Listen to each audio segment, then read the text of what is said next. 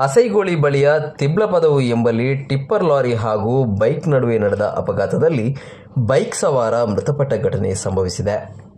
ಮೃತ ಬೈಕ್ ಸವಾರನನ್ನ ದೇರಳಕಟ್ಟೆ ನಿವಾಸಿ medical centre ಮಾಲೀಕ ಜಲೀಲ್ ಎಂಬವರ ಪುತ್ರ ಹಾಜಿರಾ ಮೆಡಿಕಲ್ ಮಾಲೀಕ ಔಸಾಫ್ ಎಂದು ಗುರುತಿಸಲಾಗಿದೆ. ತಿಬ್ಲಪದವು ಗ್ಯಾರೇಜ್ ಬಳಿಯಿಂದ ರಸ್ತೆಯಲ್ಲಿ ಲಾರಿ ಯೂಟರ್ನ್ ಹೊಡೆಯುತ್ತಿದ್ದಾಗ ಅಸೈಗೋಳಿ ಕಡೆಯಿಂದ ಬರುತ್ತಿದ್ದ ಬೈಕ್ ನಡುವೆ ಡಿಕ್ಕಿ ಸಂಭವಿಸಿದೆ ಎಂದು ತಿಳಿದು ಬಂದಿದೆ.